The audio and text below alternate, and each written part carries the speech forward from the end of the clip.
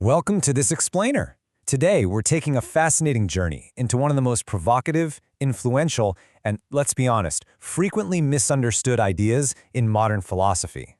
I mean, if you spend any time online, you've probably seen Friedrich Nietzsche quoted on inspirational posters, usually pasted over pictures of mountains, by people who completely misunderstand the guy.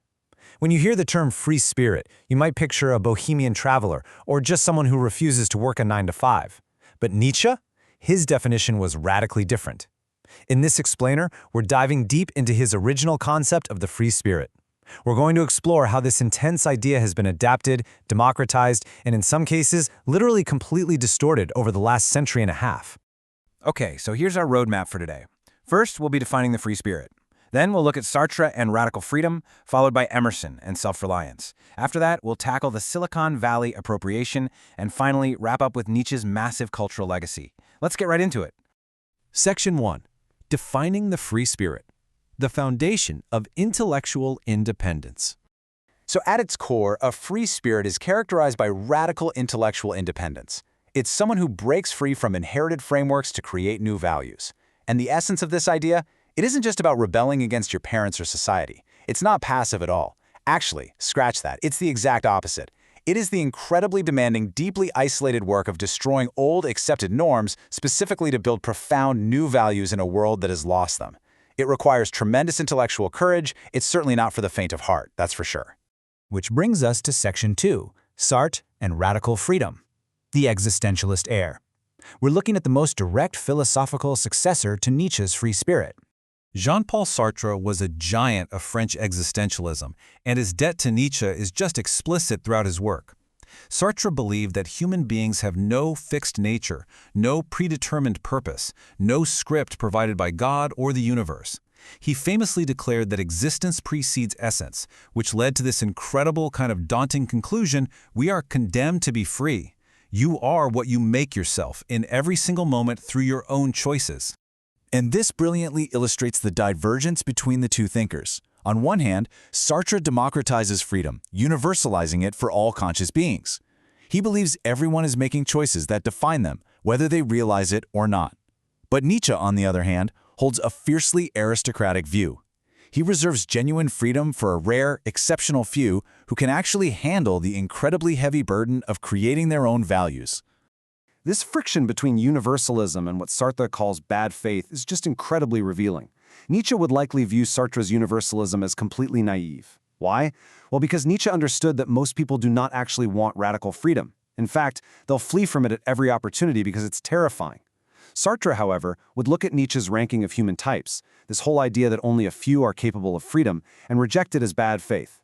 To Sartre, that's just a refusal to acknowledge the inherent freedom that belongs to absolutely everyone. In a way, they're both making a vital point. Nietzsche is right that genuine, practiced independence is incredibly rare, and Sartre is right that the innate capacity for it belongs to all of us, even if we avoid using it. Let's step back in time for a second, before Sartre and even before Nietzsche himself. Section 3. Emerson and Self-Reliance, the American predecessor. Now, you might find this surprising, but the fierce, famously pessimistic German philosopher was actually a huge fan of the optimistic American essayist Ralph Waldo Emerson. No way, right? But Nietzsche read Emerson enthusiastically, heavily annotated his essays, and even called him the most gifted of the Americans. Emerson's call for intellectual integrity, his absolute rejection of conformity, and his insistence on standing alone clearly laid the groundwork for Nietzsche's own philosophy. The parallels are just undeniable. The ideas might sound similar, but the emotional delivery is a total clash in tone. Emerson is warm, democratic, and deeply optimistic. He inherently trusts that self-reliance will eventually lead you into perfect harmony with the universe. Nietzsche? He has absolutely no such confidence. His vision is fierce and provocative. For him, true independence doesn't lead to cosmic harmony. It leads to a magnificent, echoing solitude that most normal people would find completely unbearable. Fast forward to our modern era. Section 4. The Silicon Valley appropriation. Disruption versus creation. Let's see how a highly debated version of this concept survives in modern tech culture. Move fast and break things. We all know this phrase, right? It was an early motto for Facebook, but it really became the rallying cry for all of Silicon Valley. This ethos of tech disruption, the entrepreneur who defies convention, thinks differently, and breaks established industries. It certainly echoes Nietzsche's celebration of the thinker who destroys old values. It sounds incredibly Nietzschean on the surface, doesn't it? Well, maybe not. Let's compare their underlying motivations directly. The modern tech entrepreneur destroys established structures in the service of immediate market profitability and competition. They want to win and they want to scale.